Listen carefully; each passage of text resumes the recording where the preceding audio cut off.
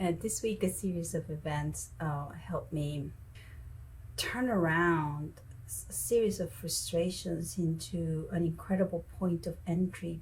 You know, when you watch those movies where they time freeze and the camera goes around the object so you can see it from different perspectives of at the same time, I realized that I can do the same when I'm holding space in time. When something frustrating happens to me, what I used to do by default, I would always try to find something to blame outside of myself. I would get very frustrated and blame the person or the situation for not happening the way that I was expecting. Now, what I do is I somehow allow a little bit of this time to be frozen, and then with a lot of breathing, I hold space and I do not think about what's going on that is wrong and why this situation, person, or thing is not happening the way I want, but actually I let it be. I let the frustration or anger or this feeling that is arising in me to be. I hold space. I even imagine that I'm holding myself together as if somebody that it was a little bit more mature, or somebody more mature, like a father or mother figure, will be holding my hand and saying, hey, it's okay, we got this, I got your back. So I will, instead of that, I will turn the frustrating moment into a moment of accountability and possible evolution. So this is what's happening in a personal way. I have seen an enormous amount of transformation within me. Hi everybody, how are you feeling? For me, it feels like I started something completely new with this conjunction of Neptune and Jupiter in the skies today. It almost like it erased a little bit of who I was before. It's like I just feel completely excited about what's about to come. We have a full moon happening on the 16th.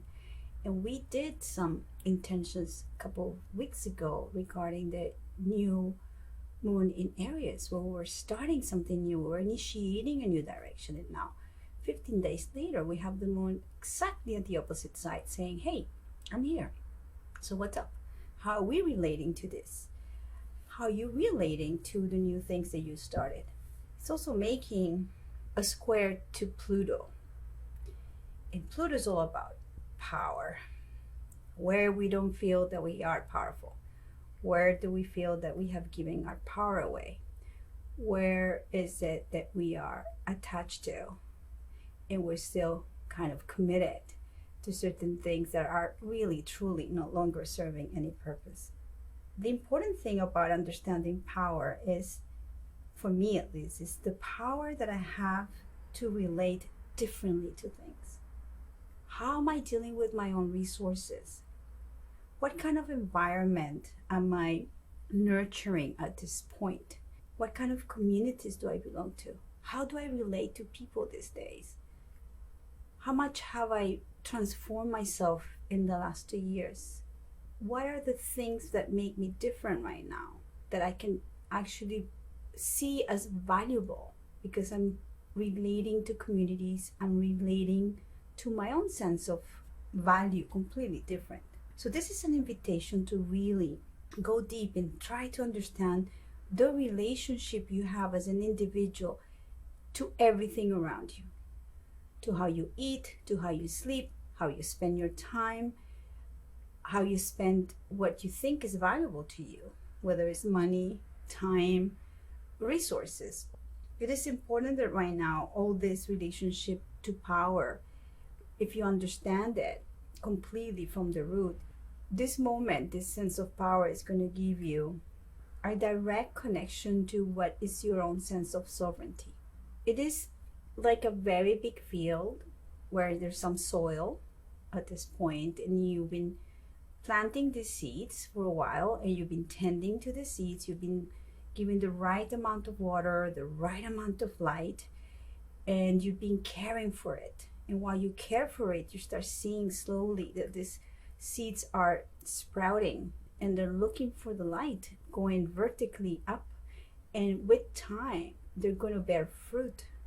And we're going to be able to see that, everything that it is with that soil has been important for the plant to grow.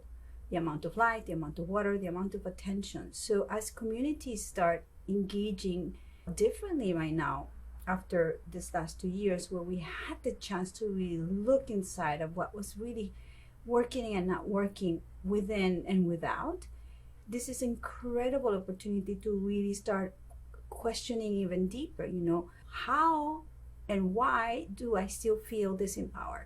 So going back to the resources is very important. I'm going to start talking slowly about the relationship that I find that is quite amazing between epigenetics, or how cells evolve within the environment where they're found, is the most important thing.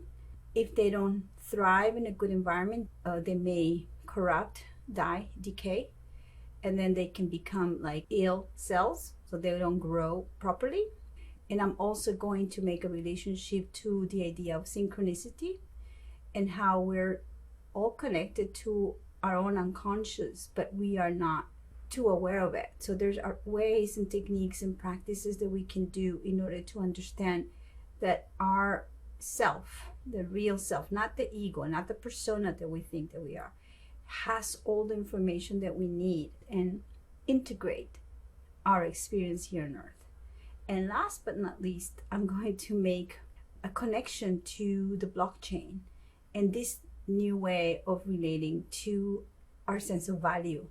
Blockchain at the end is an environment, it's a membrane, it's a network where we can trade, we can create currency, and we can also create different kind of projects that we can give value to as we move towards a space that is decentralized, where we become completely sovereign and trusting our own selves, where we can start investing in ourselves and in our relationship to what we value, as opposed to giving all our power away to some sort of institution that is outside of ourselves. Now, with this beautiful Jupiter and Neptune conjunction that we have in starting today as a new cycle of 13 years, and is also ending, because it starts a new cycle, but it also ends a huge cycle of 166 years.